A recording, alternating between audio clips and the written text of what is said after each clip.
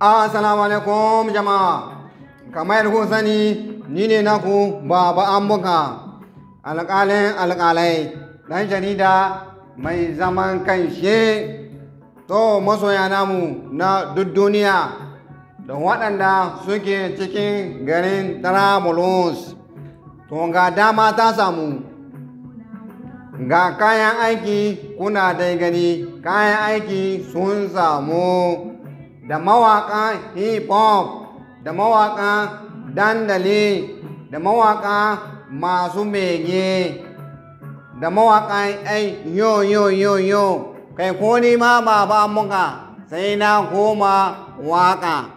Ku zo studio ga ta samu. Ko da yaushe in kuna son aiki za mu sa wanga limero ƙasan wanga video. Idan kana so waƙa ka zo ka kirai wanga limero, ka zo studio a buga maka waƙa da zafin da take. Kaya ne ga sunan sabi ne daga Turki an ka kamo da su. Kuzuran ya kanan kaya na nan zuwa ba ku hargan komai ba, insha Allah aiki ne zalla. Kan ku je ana baku labari, ku zo zahiri ne gaskiya ne ga kayanan kuna gani, sai kun zo masoya. Duk wanda yake garin Trablus ko kewayen Trablus idan yana so ya yi waƙa to ba matsala ba ne. Wanga limero shi za ka kira. Studio ta mu ce ba ta wani bace.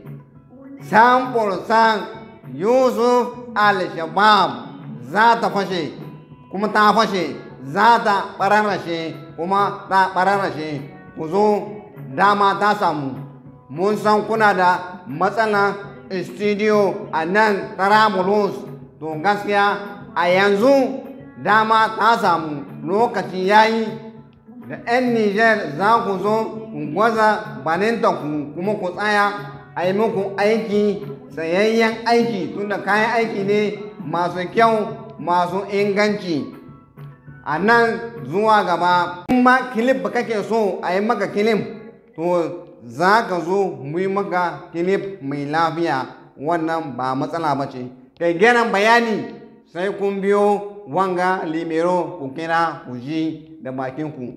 In kun zo studio za ku gamu da Baba Ambuka koko Yusuf Al-Shabab.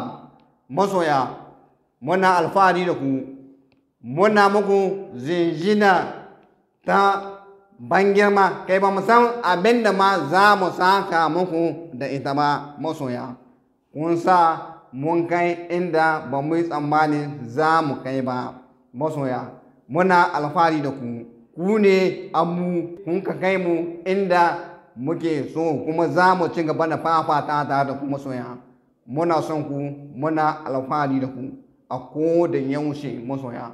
Sai kun zo studio Yusuf Al-Shabab.